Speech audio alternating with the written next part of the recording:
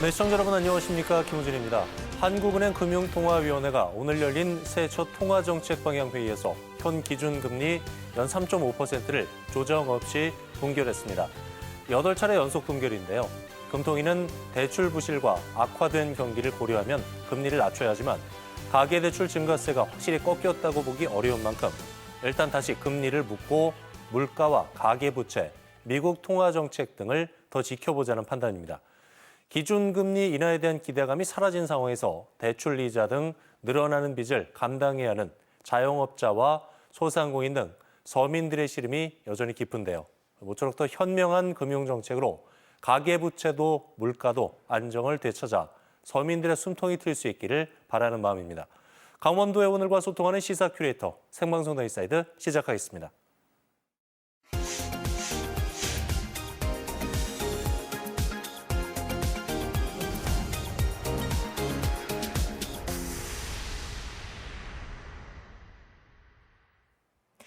오늘 하루를 장식한 가장 핫했던 이슈부터 사건, 사고까지 놓치지 말아야 할 주요 뉴스를 한눈에 정리해드리는 오늘의 뉴스캐스터 강민주입니다.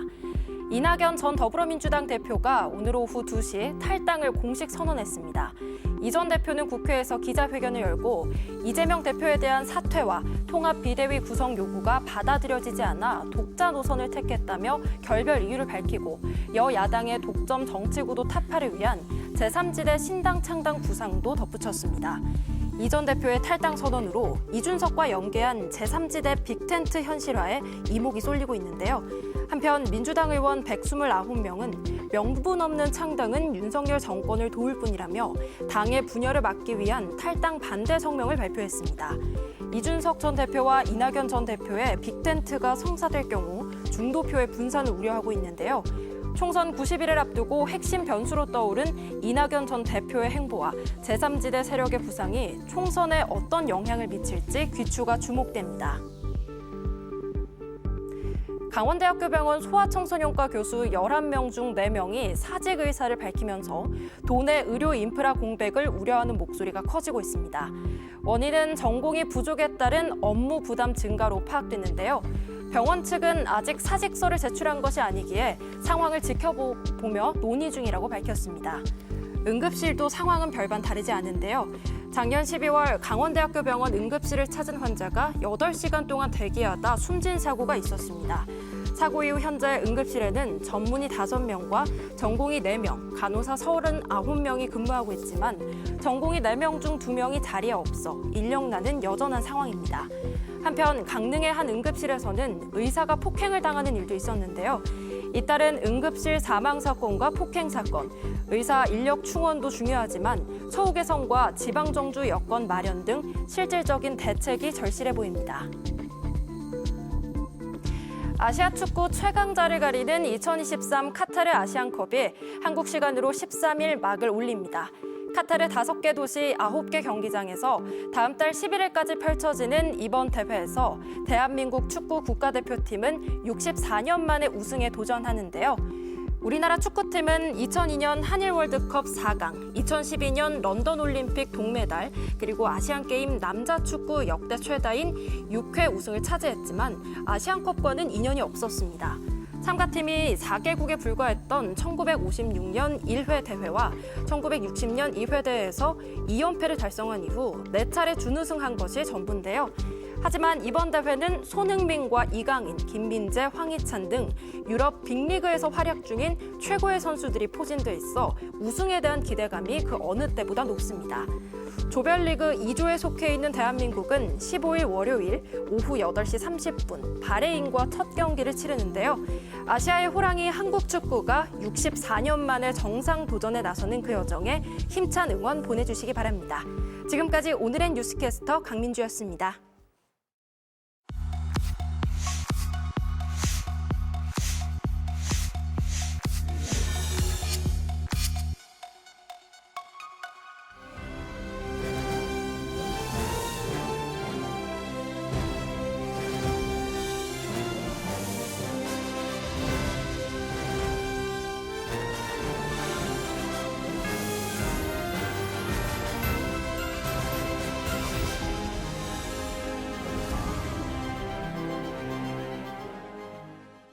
네, 눈에 띄는 화제 대상을 주민에서 들여다보는 주민사이드 시간입니다.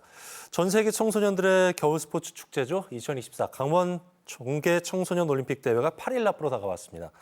지난 11월에 전 금융위원장 출신인 최종구 위원장이 대회 위원장으로 합류해서 누구보다 바쁜 일정을 소화하고 있는데요.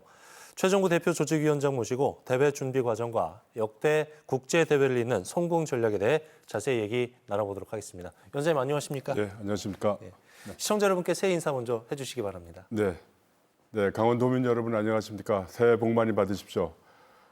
여의주를 얻어서 하늘로 승천하는 용처럼 도민 여러분께서도 올해 뜻하시는 바 모두 이루시는 한 해가 되시길 빌겠습니다.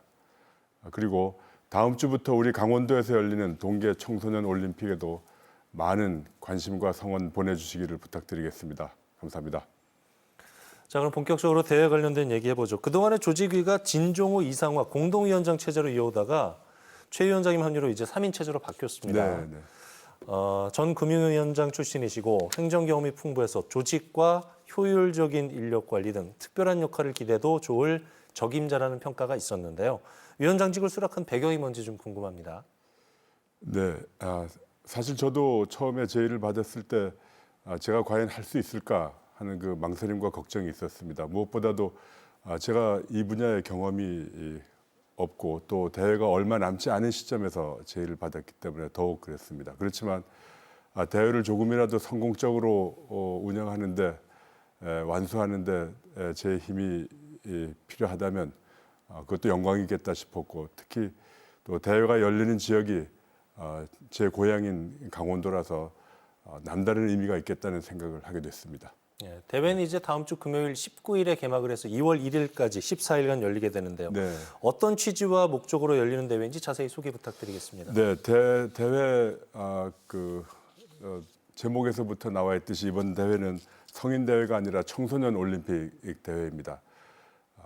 올림픽 대회도 경기이고 대회인 만큼 참가한 선수들이 각자의 기량을 제대로 나타내기 위해서 최선을 다하겠습니다만 이 청소년 대회의 본질은 교류와 친선 그리고 또 교육을 통한 성장에 있다고 말씀을 드리겠습니다. 그래서 대회 경기장을 잘 만들어서 제 실력을 충분히 발휘할 수 있게 준비를 해주는 게 기본적이겠습니다만 그 외에도 그 못지않게 청소년들이 함께 교류하고 친선을 도모할 수 있는 장을 만들어주는 것을 또 목표로 하고 있습니다. 그래서 경기 외에도 여러 가지 친선의 장, 문화 행사들이 같이 개최될 예정입니다. 제가 그 몇 가지만 좀 잠깐 소개를 시청자분들께 해드리고 싶습니다. 그래서 우선 그 스포츠 체험 행사로서 그 강릉의 아이스 링크 주변에서 아이스 원포인트 레슨이 열립니다.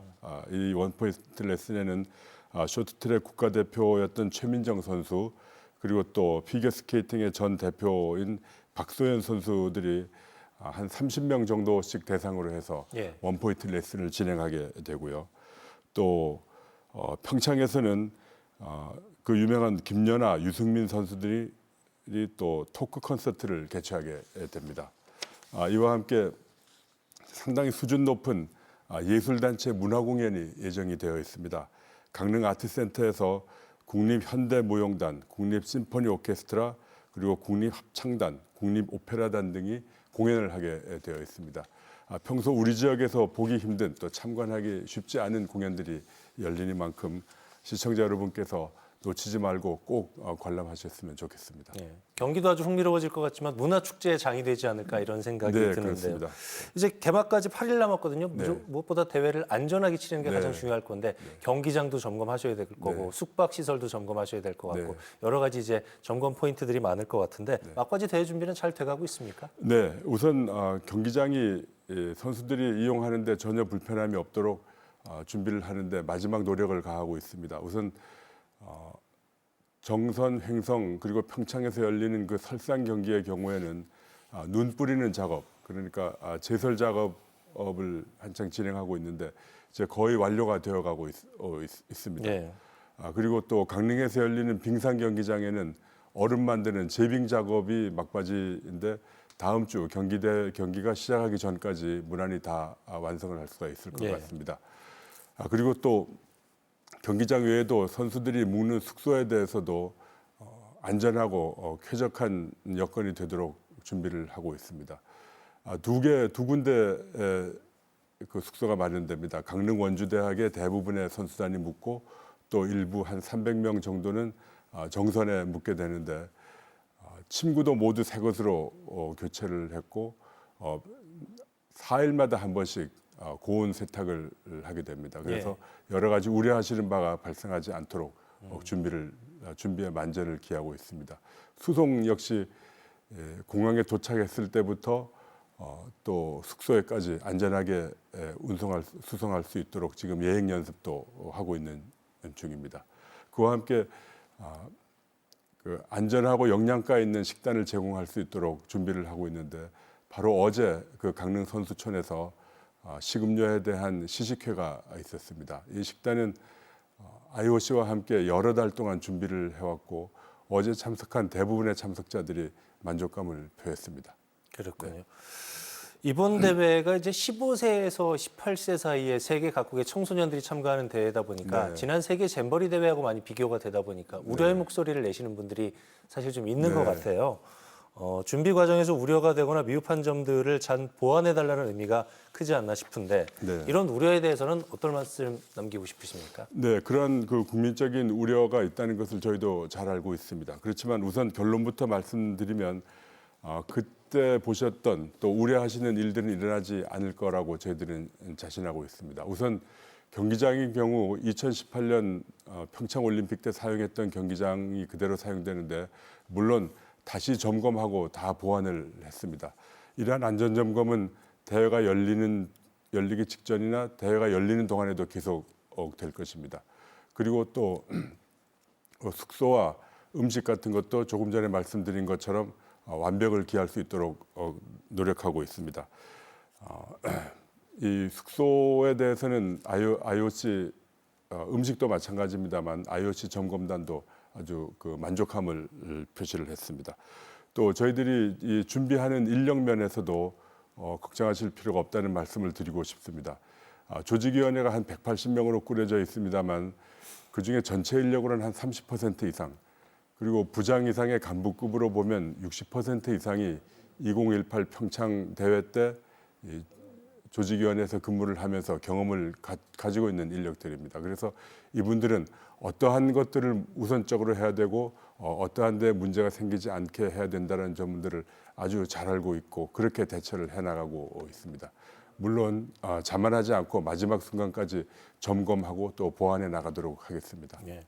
대회 성공 개최를 위해서는 아무래도 홍보도 중요할 거고 네. 봄업을 위한 어떤 흥행도 굉장히 중요할 것 같은데 네. 도민들의 현재 반응은 좀 어떤 것 같으세요? 네, 제가 이제 2달 전에 조직위원회에 합류를 해서 원주에 있던 성화봉송 행사부터 참여를 했습니다만 그때 보았을 때도 도민들의 관심과 열기는 상당하다고 확인을 할 수가 있었습니다. 특히 이번 대회가 청소년 대회인 만큼 학생들의 관심이 뜨겁다는 것도 제가 느낄 수가 있었습니다. 이제 대회 개최가 열흘이 안 남았습니다만 점점 날이 갈수록 특히 강원도 지역 내에서의 관심은 상당히 빠르게 높아져 가고 있는 것을 저희가 확인할 수가 있었습니다. 예. 19일 개회식이 강릉 스피드 스케이팅 경기장에서 열리고 일반 경기는 강릉하고 평창 그리고 횡성과 정선 등 4개 지역의 9개 경기장에서 열리게 되는데요. 네. 개회식 제외한 모든 경기가 무료로 관람할 수 있다고 들었는데 현재 예매율은 어느 정도 수준입니까?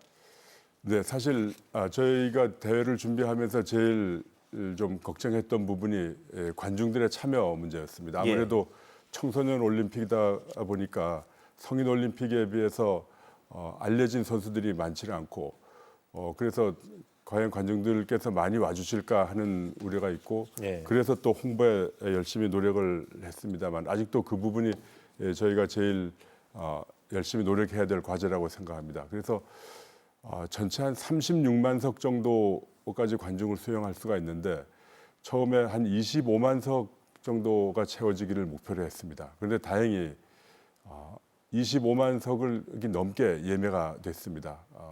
어제까지 31만 석이 예매가 됐습니다.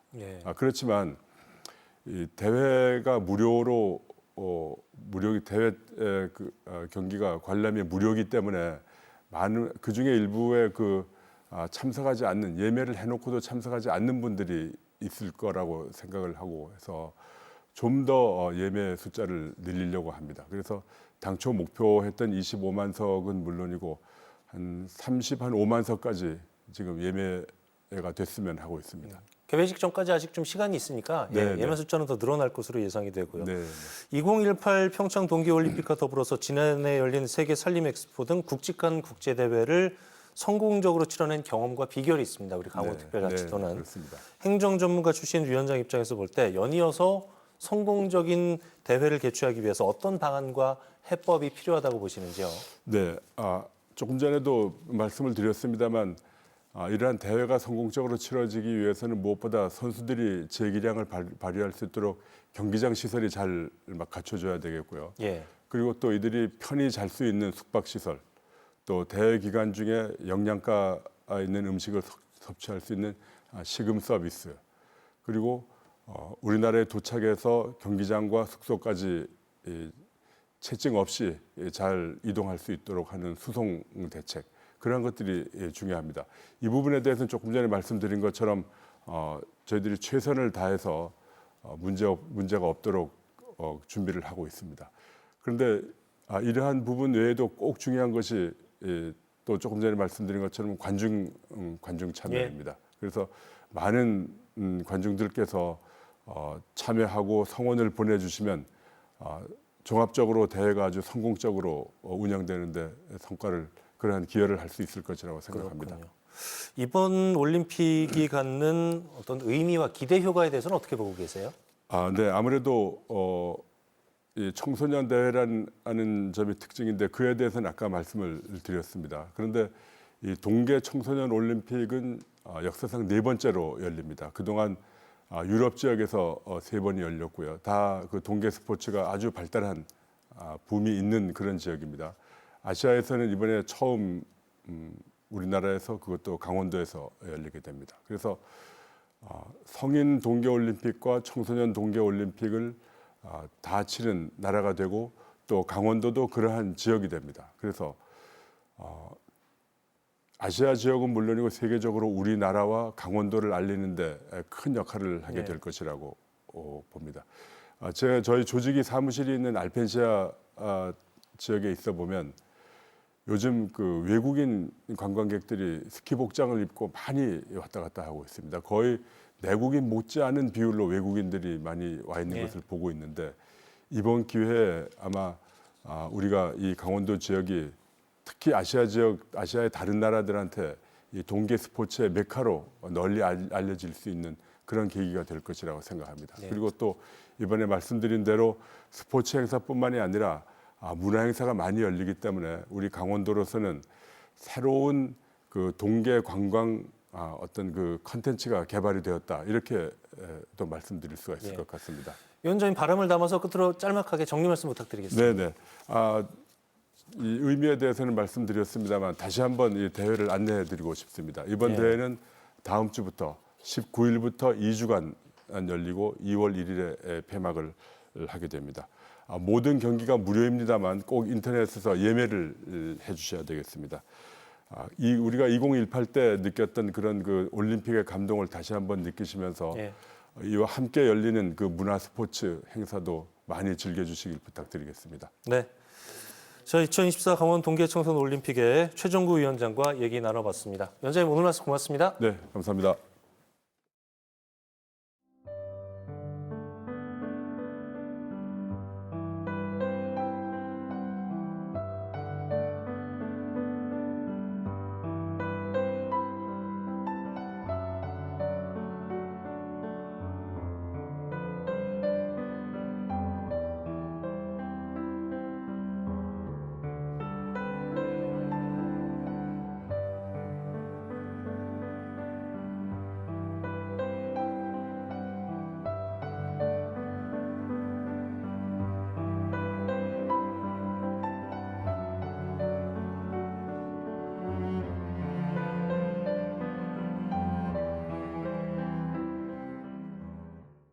네, 어릴 적 뛰어놀던 동네 골목길은 누구에게나 그립고 정겨운 곳이죠. 그림을 통해서 사라져가는 추억들을 잠시 만나볼 수가 있었습니다.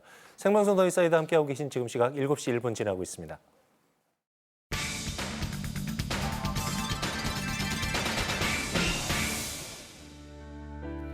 대한민국 대표 누각 건축물이자 자연과 어우러진 절경을 자랑하는 관동팔경 가운데 제1경으로 평가받는 죽서루. 1963년 보물 제213호로 지정된 이후 2023년 12월 28일 60년 만에 국보로 승격됐습니다. 문화재를 분류하면은 그 지방지정문화재가 있고 국가지정문화재가 있습니다. 국가지정문화재 중에서는 보물이 있고 국보가 있습니다. 그러니까 보물 중에서 예술적, 학술적 가치나 그 희소성이 높은 건물이나 그 문화재를 국보로 지정할 수 있게끔 되어 있습니다. 강원특별자치도에는 강릉 이명관 산문과 평창 월정사 팔각 9층 석탑, 정선 정암사 수만호탑을 비롯해 12개의 국보가 있는데요. 삼척 죽서루가 국보로 승격되면서 강원의 13번째 국보가 됐습니다. 삼척시는 국가지정 문화재 보물인 죽서루를 국보로 승격시키기 위해 다양한 노력을 해왔는데요. 지난 2022년 문화재청에 국보 지정을 신청했습니다. 우선 국보로 지정되기 위해서는 우선 보물로 먼저 지정이 돼야겠죠. 보물로 지정된 건물들 중에서 최소한 다른 것에 비해서 훨씬 더 높은 가치 아니면 더 뛰어나다는 것이 증명이 돼야 됩니다.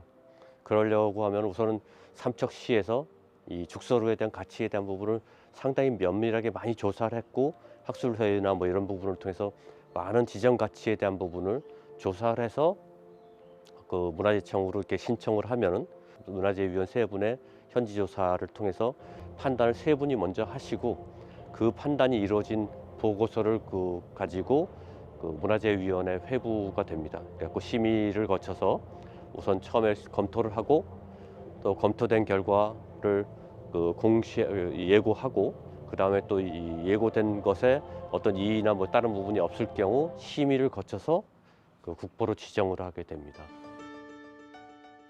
죽서루를 국보로 승격시키기 위한 지역사회의 염원도 뜨거웠는데요. 범시민 서명운동을 전개해 삼척 시민들의 의지를 담은 서명부를 문화재청에 전달하기도 했습니다. 우리 죽서루 국보 성격은 우리 7만 삼척 시민의 염원이 담겨서 이 염원을 문화재청으로 전달이 됐습니다. 그 염원이 잘 전달이 되어서 우리가 보물이었던 죽서루가 국보 성격이 되었다. 그래서 이 부분은 우리 7만 삼척 시민들이 똘똘 뭉친 그 결과물이다. 그렇게 생각합니다. 2023년 12월 28일 죽서루 경내에서 이뤄진 국보 승격 기념식.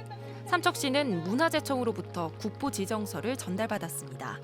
강원특별자치도의 건축물로서는 1962년 지정된 강릉 이명관 산문 이후 60년 만에 국보로 지정됐으며 관동팔경 중 유일한 국보 문화재가 됐습니다. 죽서루의 가치는 우선 역사적 가치가 가장 크다고 볼 수 있습니다.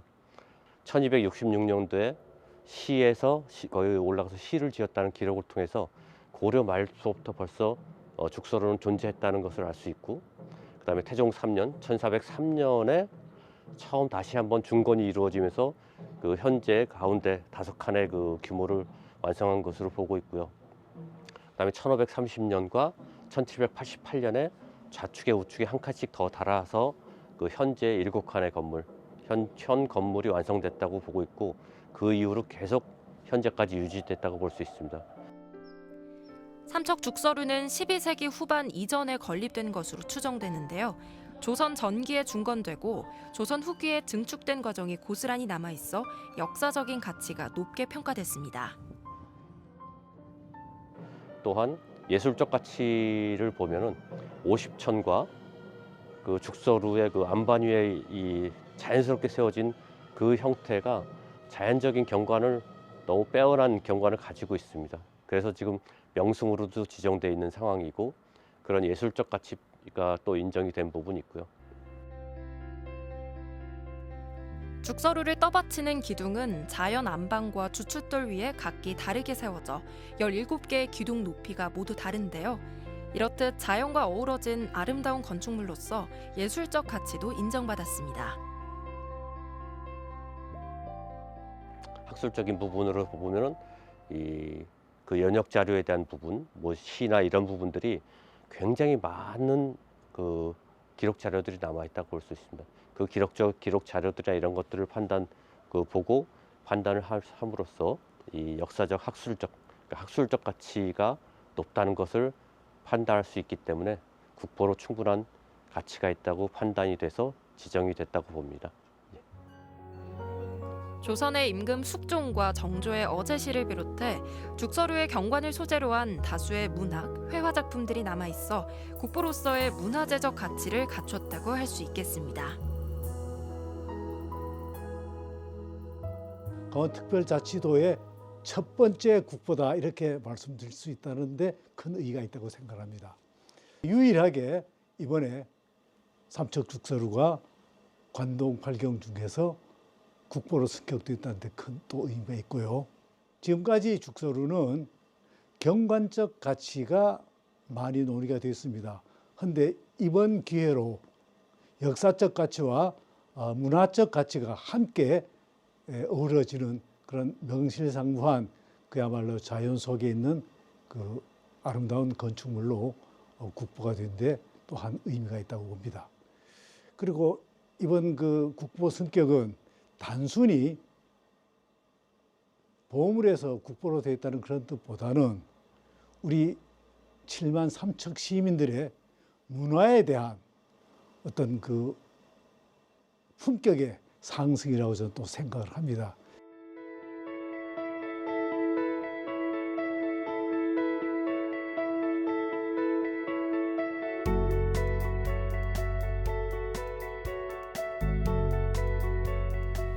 수백 년의 풍요와 옛 모습을 그대로 간직한 삼척죽서루 국보 승격을 축하합니다.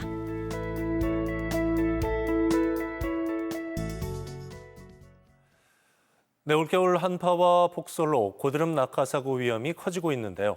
최근 3년간 도내 고드름 제거 출동 건수가 402건으로 나타났다고 합니다. 낙하 순간 사람의 몸무게 수백 배에 달한다고 하니까요. 인명 피해와 재산 피해가 없도록 수시 점검과 제설 작업이 제대로 이루어지길 바라봅니다. 1월 11일 목요일 생방송 더 인사이드, 저희는 여기서 인사드리겠습니다. 편안한 저녁 시간 보내십시오. 고맙습니다.